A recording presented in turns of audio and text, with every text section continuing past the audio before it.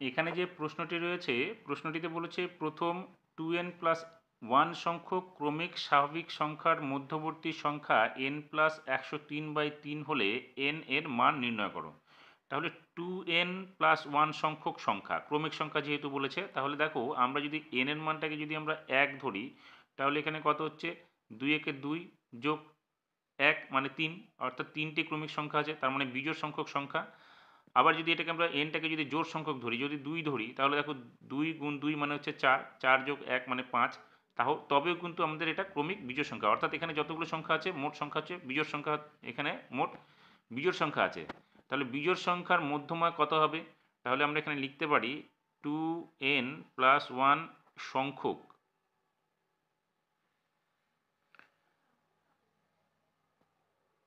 স্বাভাবিক ক্রমিক সংখ্যার মধ্যমা বা মধ্যবর্তী সংখ্যা কি হবে? এখানে হবে 2n+1+1/2, কারণ যেহেতু সংখ্যাটা হচ্ছে আমাদের বিজোড় সংখ্যক সংখ্যা, সেক্ষেত্রে আমাদের সূত্রটা হচ্ছে n+1/2, তাই n এখানে 2n+1+1/2 হলো।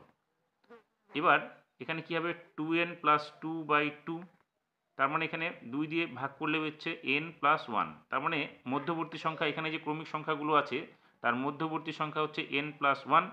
এবার প্রশ্নে বলেছে দেখো স্বাভাবিক মধ্যবর্তী সংখ্যার মধ্যমান, এখানে মধ্যবর্তী মানে হচ্ছে মধ্যমান n+103/3 বলেছে, তাহলে এটা আমরা প্রশ্নানুসারে n+1টাকে n+103/3 এর সঙ্গে সমান করে দেবো। তাহলে প্রশ্নানুসারে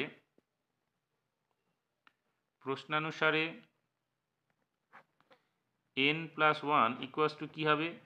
n+103/3 বা 3n+3 ইকুয়ালস টু কী হবে? n+103। এবার আমরা এনগুলোকে একদিক এবং সংখ্যাটাকে একদিক করে দেবো, তাহলে এখানে কী হবে? 3n - n ইকুয়ালস টু 103 - 3 বা 2n ইকুয়ালস টু কী হচ্ছে? 103 থেকে 3 চলে গেলে 100 হবে, বা n ইকুয়ালস টু কী হচ্ছে? 50।